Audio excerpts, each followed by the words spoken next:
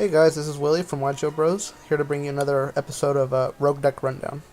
First off, I want to apologize. We haven't been releasing content very frequently, and I do apologize for that. We've just been really busy this past week, but we promise that in the following months we will come up with at least 2 or 3 videos a week. So let's go ahead and get started on this Rogue Deck Rundown. This week I'll be going over photons again. It was brought to my attention last week, or 2 weeks ago, when I originally did the Photon Galaxy deck, that Galaxy Soldier wasn't being released in the TCG, and so that was my blunder, and I'm sorry for that. I hate to misinform you guys. So here is Rogue Deck Rundown Galaxy Knights 2.0.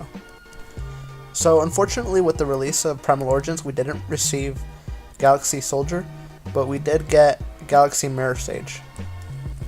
So Galaxy Mirror Sage has this effect to where whenever it's flipped up, you gain 500 life points for each Galaxy monster in your graveyard, and when it's destroyed, after being flipped face up, you get to summon a level 4 or lower Galaxy monster from your deck onto the field in face down defense position. So essentially what it allows you to do is go into your wizards more easily if you don't have one on hand. It also provides a bit of longevity whenever you're trying to fulfill the condition for Galaxy Knight. And so this way you're able to start your turn with Galaxy Monster on board to make your Galaxy Knight live. And that life point gain is pretty nifty as well, especially when you're running multiple soul charges. So without the inclusion of Galaxy Soldier, I've had to cut out the rank 5 aspect of the deck completely. But that's not to say that you can't run things like Instant Fusion or the Artifact Engine to make those rank 5s. But I just feel like that makes the deck less consistent and less goal-oriented. And what I mean by that is it kind of takes away from what the deck's main purpose is. And so now you may be asking, what is the deck's main purpose?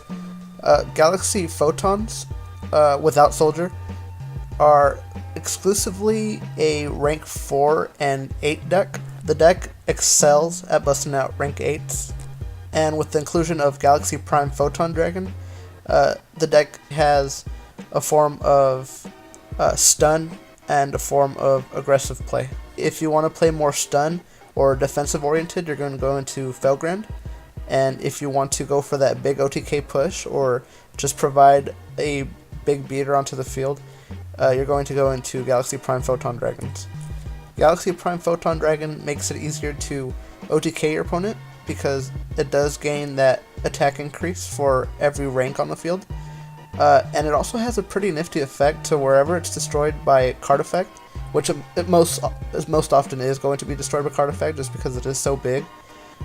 It comes back during your second standby phase after destruction. Besides the standard Felgrand or Prime plays, you do have a multitude of rank 8s you can go into, such as Heliopolis, or my personal favorite, Alcei, the Sylvan High Protector. And what makes the rank 8 toolboxing so essential is Galaxy Knight. He's going to facilitate most of your rank 8 plays, as long as you do get that Galaxy Photon Dragon in the grave pretty early. The most obvious way to get Galaxy Photon Dragon into the grave is to use a card like Foolish Burial or Lavalval Chain, but most times you're just going to get it out using a combination of Galaxy Wizard and Galaxy Expedition. And that's essentially one of the best first turn plays you have in the deck. You use Excel Light to get out your Galaxy Wizard, make him level 8, and then use Galaxy Expedition to get out your Galaxy Photon Dragon. Afterwards, you can choose to either go into a Felgrand, or you can search with Galaxy Wizard. And so this way you start the game establishing field presence early on. Once you have Galaxy Eyes in the grave, you're able to start abusing Galaxy Knight, as long as you have the appropriate conditions. Cards like Galaxy Zero or Call of the Haunted allow you to fulfill the condition of having a Galaxy monster on the field. And as I mentioned earlier, Galaxy Mirror Sage also allows us to keep that field presence so that our Galaxy Knights are alive. I've also opted to run Photon Sanctuary, just for that little extra bit of consistency. The photons aren't necessarily needed for the deck, but they do provide a bit more options, just because you can go into rank 4, such as Exciton Knight, if you want to break your opponent's field, or 101 if there's a monster you can't get over. And while I did mention they're not really needed, I did want that extra bit of utility. The inclusion of Soul Charge in the build makes late games absolutely busted. Once you've expended all your resources and you have a multitude of level 8s in your graveyard, if you draw a Soul Charge, or even if you open up with a Soul Charge and you have it on hand, you can use that and get an instant Failground on the field, making sure your opponent doesn't have any follow-up plays. And the best part about running Soul Charge is that if you do get the effect of Galaxy Mirror Sage off later in the game, while you do have Galaxy monsters in the graveyard, those Soul Charges basically become free, if not at reduced cost. So yeah, Soul Charge. Run it.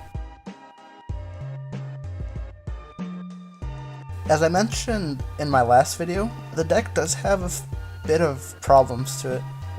First of all, especially without Soldier, the deck is pretty inconsistent.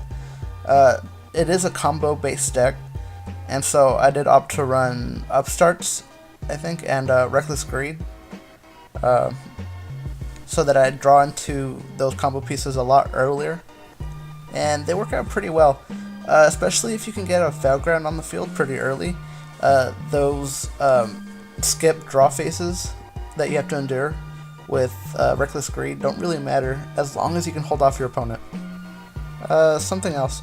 I really missed the rank 5 aspect to the deck, and I originally tried to run the rank 5 aspect, but I really couldn't get it consistent enough to where I liked it. And as I mentioned earlier, if you do add the rank 5 aspect, it becomes more combo oriented because you're trying to get Instant Fusion in your hand, and you're trying to get Sanctum in your hand, or Overlay Booster in your hand, and it just becomes a big mess, and the deck really doesn't have a clear goal set. The absence of the rank 5 engine also makes the deck somewhat linear. It is a toolbox deck, but most of the time you're going to be going for Failground or Prime Dragon just because it's the safest thing to do. Alright, so let's talk about the pros. One of the main pros that I love about the deck is that there's so many ways to build the deck. If you notice my build, it's probably bad just because I haven't been playing the deck as long as most of you hardcore players have. But there are so many options to the deck. As a deck builder, it really allows you to have some freedom with the amount of cards you run. You can run a lot of their theme support is really good, such as Galaxy Queen's Light, and there's just so many ways the deck can go. As I mentioned earlier, you can add that rank 5 aspect if that floats your boat, and I've heard talk about a Karakuri build, but I think that uses Soldier, so I'm not sure. But yeah, there are a lot of routes the deck can go based on player preference. Another hard juicy pro, the deck is able to use Soul Charge really effectively, especially late game. Making 2 Failgrounds in one turn is nothing to scoff at. Okay, so overall, I like the deck. I liked it a lot better when I thought they had Soldier in the TCG, obviously. It's amazing how much Soldier really makes the deck. It allows you to search really effectively in ways that Galaxy Mirror Sage and Galaxy Wizard alone can't. But the deck is pretty good in its own right. It's good at what it does. It makes rank 8s pretty well. But it's not really that competitive. At least not the way I see it. I'm sure maybe one of you knows something that I don't. And by all means, I hope to see you top with it. But the way I see it, the deck isn't really that competitive. Especially in a really trap-heavy format such as this. Just because if you can't really fortify your Failground plays, then you auto-lose to traps if you don't draw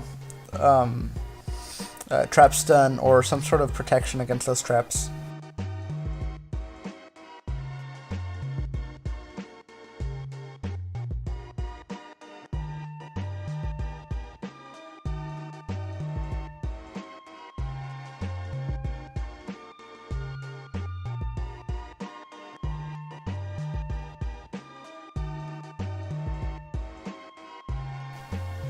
Hey guys, thanks for watching this episode of Rogue Deck Rundown. Once again, we're really sorry we haven't been bringing out content as frequently as we want to, as we'd like to. I feel like you guys should have a dependable source of content from us, but we promise within the following month we are going to start releasing content more frequently. Some things to mention: we do welcome criticism, so if you do have a critique or some advice you'd like to give us, please comment down below. If you do have a critique, please be very descriptive. I hate to see comments like "you guys suck" or "this channel sucks" or just anything like that. We do welcome criticism, but again, we want you guys to be descriptive and we want to be a channel for you guys. Another thing is, I would love to have an active discussion in the comments below on the decks that I do run down. Just because I am only one source of information for you guys, I feel like you guys have a lot more to offer than I do, especially the players that suggest these decks, because I assume you guys have been playing these decks for quite some time and you just want me to review them. But I am as much as a learner as most of you guys are, so if you guys want to have an active discussion in the comments below, by all means, go ahead. I'd love to read what you guys have to say. So I'll leave you guys with the deck list. It might not be the prettiest, but it's mine, all mine. And if you guys have any questions on my card choices or any advice that you have for the deck, leave it in the comment section down below. As well as what you guys want to see for future Rogue Deck rundowns, or any segments in general. I mean, we are trying to cater to you guys. So thanks for watching, and I'll see you guys next time. Bye.